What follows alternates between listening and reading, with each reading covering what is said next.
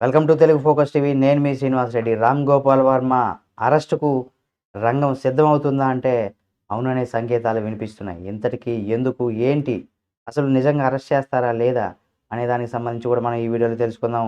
వివాదాస్పద దర్శకుడైనటువంటి రామ్ గోపాల్ వర్మ అంటే ఆర్జీవి అని కూడా ముద్దుగా పిలుస్తూ ఉంటారు.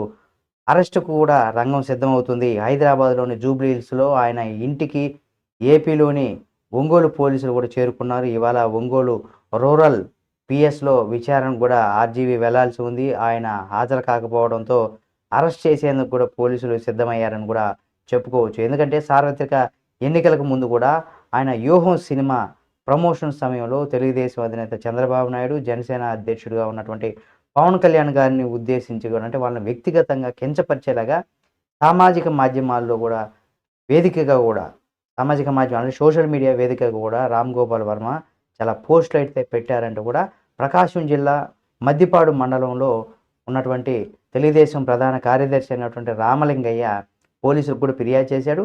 దాని ఆధారంగా పోలీసులు వర్మ పైన కూడా కేసును కూడా నమోదు చేశారు. ఈ కేసులో ఆర్జీవీ నుంచి కూడా రక్షణ కల్పించాలంటూ కూడా ఆర్జీవీ ఏపీ హైకోర్టులో ఆశ్రయించారు. ఆయనకు చొక్కెదురైంది కూడా. అయితే అరెస్ట్ నుంచి రక్షణ కల్పించలేమనేసి కూడా ఉన్నత న్యాయస్థానం కూడా ఆర్జీవీకి చెప్పేసింది. అయితే ఈ నెల 19 విచారణకు హాజరు కావాల్సి ఉండగా తనకు 4 రోజుల సమయం కావాలంటూ కూడా రామ్ గోపాల్ వర్మ అదే రోజు వాట్సాప్ ద్వారా ఒంగోలు పోలీసులకు కూడా సమాచారం అయితే ఇచ్చారు. అయితే అనంతరం 25వ తేదీన ఉదయం విచారణకు హాజరు కావాలంటూ కూడా మరోసారి ఆర్జీవీకి నోటీసులు పంపించారు. గడువు ముగిసినా విచారణకు హాజరు కాకపోవడంతో అరెస్ట్ చేసేందుకు కూడా ఆయన నివాసానికి పోలీసులు వెళ్లారు. అయితే రామ్ గోపాల్ వర్మ తమిళనాడులోని కోయంబత్తూరులో ఉన్నట్టుగా సమాచారం. మరి 100% ఇక్కడ కోయంబత్తూరు, ముంబైకి పోలీసు బృందాలు కూడా ఆర్జీవీ అంటే ముంబైకి కావచ్చు, ఇటు కోయంబత్తూరుకి కావచ్చు, పోలీసు బృందాలు ఆర్జీవీ హైదరాబాద్లో లేరనేసి కూడా చెప్పుకొచ్చారంటే సినిమా షెడ్యూల్ ప్రకారం దాంట్లో ఆయన ఆ ప్రాంతాల్లో కూడా ఉన్నట్టుగా ఇంటి వద్ద ఉన్నటువంటి సిబ్బంది పోలీసులకు కూడా తెలిపారు.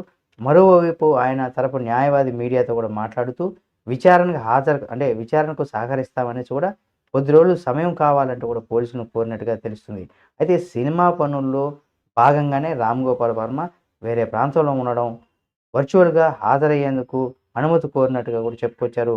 అయితే రెండోసారి కూడా విచారణకు హాజరు కాకపోవడంతో అరెస్ట్ చేసేందుకు కూడా ఏపీ పోలీసులు అంటే ఒంగోలు పోలీసులు కూడా సిద్ధమయ్యారని చెప్పుకోవచ్చు. ఈ క్రమంలో కూడా కోయంబత్తూరుకి, ముంబైకి 2 బృందాలుగా వెళ్ళాయి.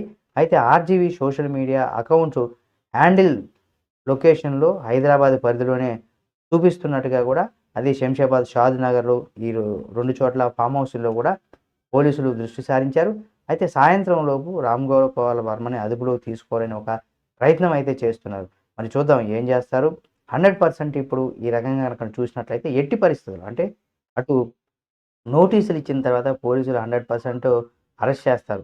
కానీ ఇక్కడ రామ్ గోపాల్ వర్మ తిరిగి తప్పించుకునే ప్రయత్నం గనక చేసినట్లయితే అయితే దీనిపైన ఎన్ని చేసినా అటు కోర్టును ఆశ్రయించినా కానీ అక్కడ ఫలితం లేకపోయింది కాబట్టి చివరికి ఎట్టకేలకు ఆర్జీవీ అరెస్టు ఖాయం అనేది కూడా చెప్పుకోవచ్చు. మరి చూద్దాం అరెస్ట్ చేస్తారా లేదా?